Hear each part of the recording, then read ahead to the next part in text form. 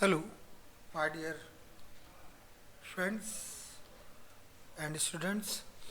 आइए आज हम रिवीजन करने जा रहे हैं मैक्सिमा और मिनिमा पर बेस्ड क्वेश्चंस को रिवाइज करेंगे। और ये बहुत इंपॉर्टेंट क्वेश्चन मैंने लिया हुआ है। आइए क्वेश्चन को रीड आउट करते हैं।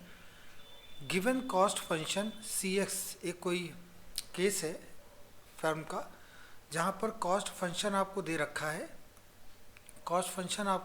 है, x square by 4 and demand function जो आपको दिया है वो है x equal to 10 minus P.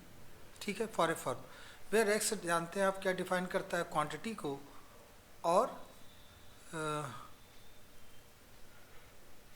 और दूसरा आपका जो p है वो प्राइस पर यूनिट को डिफाइन करता है। ठीक है, find the number of units to be sold the maximize profit. पूछ रहे हैं x बताओ जिस पर आपका प्रॉफिट क्या होगा, मैक्सिमाइज होगा। जबकि फर्म का केस दो है। फर्म का केस, पहला केस है कि वो जो फर्म है वो परफेक्ट मोनोपोली की केस में है, और दूसरा केस जो बन रहा है वो बन रहा है परफेक्ट कंपटीशन का। ठीक है, तो अगर केस आपका परफेक्ट, पहले मोनोपोली की केस को लेकर सॉल्व करते हैं क्वेश्चन को। ठीक है, तो आप देख रहे हैं कि जो फंक्शन दे रखा है वो दे रखा है c x is equal to x square 4 and x equal to 10 minus p. ये है डिमांड फंक्शन और ये है कॉस्ट फंक्शन।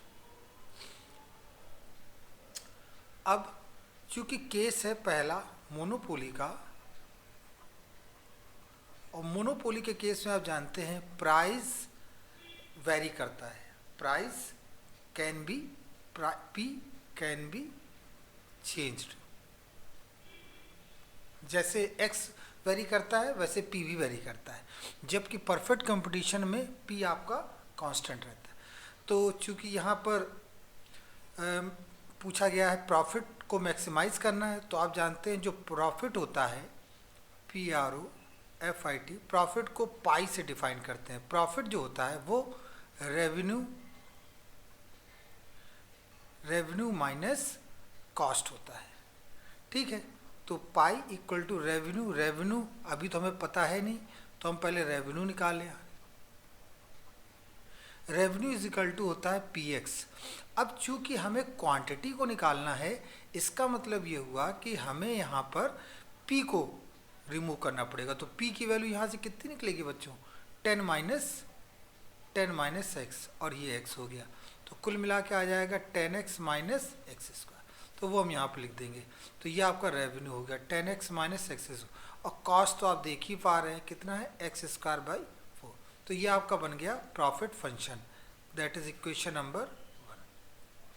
अब इसके बाद अब इसी को आपको डिफाइन करना। अब आपको याद करना होगा मैक्सिमाइजेशन और मिनिमाइजेशन की कंडीशन। तो सबसे पहले जिसको भी आपको मैक्सिमाइज या मिनिमाइज करना होता है, हमें सबसे पहले उसे डिफ्रेंशिएट करना हो। तो हम लिखेंगे D pi by D x. तो ये आ जाएगा 10, ये आ जाएगा 2x, और ये आ जाएगा 2x बाई 4। सॉल्व करेंगे 10 minus 2x minus x by 2, ये आपका आया। तो आप जानते हैं फॉर मैक्सिमम और मिनिमम की जो शर्त है वो है D pi by D x. इसके पहले भी हम काफ़ी वीडियो बना चुके हैं, तो आप वहाँ पर देख सकते हैं। जो कंडीशन होती है वो 0 होती है, तो उस केस में 10 minus 2x minus x by 2 is equal to 0 कर देंगे, और 10 is equal to 2x plus x by 2, और ये आ जाएगा 5x बाई 2। और सॉल्व करने पर x की वैल्यू कितनी आ जाएगी बच्चों, x की वैल्यू आ जाएगी 4। मुझे बहुत एक चीज़ मैं आपको बताना जो मुझे बहुत अच्छा लगता है कि आप लोग इन सभी वीडियो को बहुत ही गौर से देखते हैं और बहुत ही गौर से समझते हैं। थैंक यू उसके लिए। और इससे मुझे भी काफ़ी खुशी मिलती है कि आप सभी लोगों का ये पेपर पहली बार में ही अटैम्प्ट में क्लियर हो जाए। तो यहाँ पर x इक्वल टू 4 आ गया। अब इस 4 पर आपका जो ये प्रॉफिट फंक्शन है ये मैक्सिमम या मिनिमम हो सकता है। तो उसके लिए हमें फिर से इसको डिफाइन करना पड़ेगा, फिर से इसको डिफ्रेंशिएट करेंगे। किसको, इक्वेशन 2 को। तो हम लिखेंगे फ्रॉम इक्वेशन 2। तो जब इसको दोबारा डिफ्रेंशिएट करेंगे 2 को, इसको, तो देखिए 10 का 0 हो जाएगा, ये आ जाएगा -2, और ये हो जाएगा माइनस का 1/2 और ये सॉल्व होके आ जाएगा -5/2। तो आप यहाँ देख पा रहे हैं जो दोबारा इसको डिफ्रेंशिएट करने पर आया, देखिए इसकी ये था आपका फंक्शन। जब हम इसको दोबारा डिफ्रेंशिएट करेंगे तो देखिए कितना मिलेगा, 10 तो ज़ीरो हो जाएगा और 2x का आपका -2 आ जाएगा और इसका -1, तो ये सॉल्व होके आया आपका 5/2। ठीक है, अब आगे बढ़ते हैं। अब यहाँ पर आप जानते हैं जो वैल्यू निकलती है x की वो इस पर पुट की जाती है। तो x = 4 पर हमें चेक करना है ये फंक्शन। तो अब यहाँ तो कहीं आप x देख नहीं पा रहे हैं, यहाँ तो कहीं x है नहीं, तो इसका मतलब ये हुआ कि ये आपका पूरा का पूरा फंक्शन किस में रहेगा, नेगेटिव में। तो आप क्या लिखेंगे रिजल्ट में, at x = 4 profit would be maximum. ठीक है, माइनस पर नेगेटिव पर मैक्सिमम होता है, पॉजिटिव पर मिनिमम। तो आपने पता लगा लिया x = 4 यूनिट पर। लेकिन अगर आपसे पूछे वो प्रॉफिट बताइए, प्रॉफिट कौन सा प्रॉफिट, मैक्सिमाइज प्रॉफिट, तो उस केस में आप ये देखिए कि आपका प्रॉफिट फंक्शन कौन सा था। तो p = 10x - x²/2 था। तो हम इसी में पूरा रख देंगे, जहाँ जहाँ आपका x होगा वहाँ वहाँ 4। तो 10 ब्रैकेट में 4 -16 40 4 4 जा और ये -20 कितना आ गया बच्चों, ये 20 आया। तो 20 रुपीज़ आपका मैक्सिमम प्रॉफिट होगा और ये आपका आंसर। मेरे ख्याल से क्वेश्चन आपको क्लियर हो गया होगा। इस वीडियो को बार बार आप रिवाइंड करके देखेंगे, बार बार समझेंगे तो आपको और अच्छी तरह से क्लियर हो जाएगा। ये जो केस हमने बताया आपको, ये केस बिलोंग करता है आपका, it is a case of maximization and monopoly. ये केस कैसा था, मोनोपोली का। तो अब जो सेकंड केस आपका बना वो है आपका परफेक्ट कंपटीशन। तो सेकंड केस में 0.2 डाल देते हैं और इसको भी सॉल्व करके देखते हैं क्या आएगा। देखिए, तो अब है परफेक्ट कंपटीशन, परफेक्ट कंपटीशन।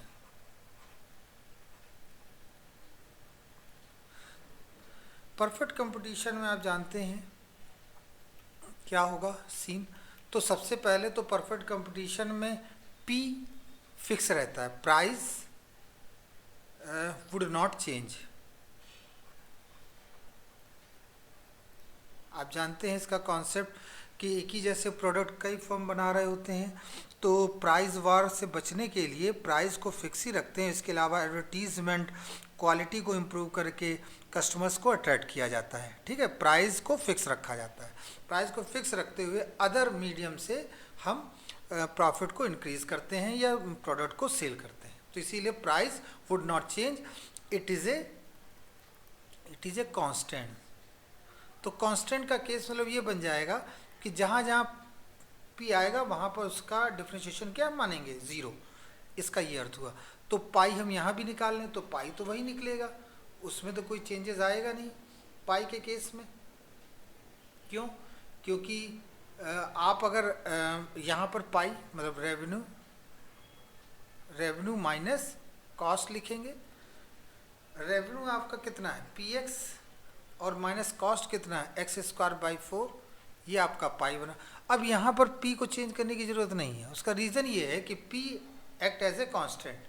आप चाहो चेंज कर सकते हो, चेंज करना चाहो तो आप वहाँ से p की वैल्यू निकाल के चेंज कर सकते हो, उसका कोई मतलब नहीं है। और आप चाहो तो वैसा का वैसा भी रख सकते हो, उससे कोई दिक्कत। आपको लगता है चेंज करना चाहिए, आप चेंज कर दीजिए। चेंज करने के लिए हमारे पास देखिए क्या तरीका है, जो हमारे पास x = 10 - px है। ठीक है, x = 10 - p। तो हम यहाँ से p की वैल्यू निकाल लेंगे तो ये आ जाएगा 10 -x और ये भी x लिख देंगे और ये x²/4 आ गया पाई। तो फिर से हमें वही पूरा काम करना पड़ेगा यहाँ पर। तो dy/dx, तो यहाँ पर जब हम सॉल्व करेंगे तो देखिए सारी चीज़ें वैसी ही रहेंगी बच्चों, उसमें कहीं कोई चेंजेस नहीं आएगा। बस ये रहेगा क्वेश्चन में कि जो आपका प्राइस होगा, क्वांटिटी तो वही रहेगी, क्वांटिटी में तो कोई चेंजेस नहीं आएगा, लेकिन जो आपका प्राइस रहेगा वो क्वेश्चन में पूछा जा रहा है कि प्राइस क्या होगा और क्वांटिटी क्या होगी।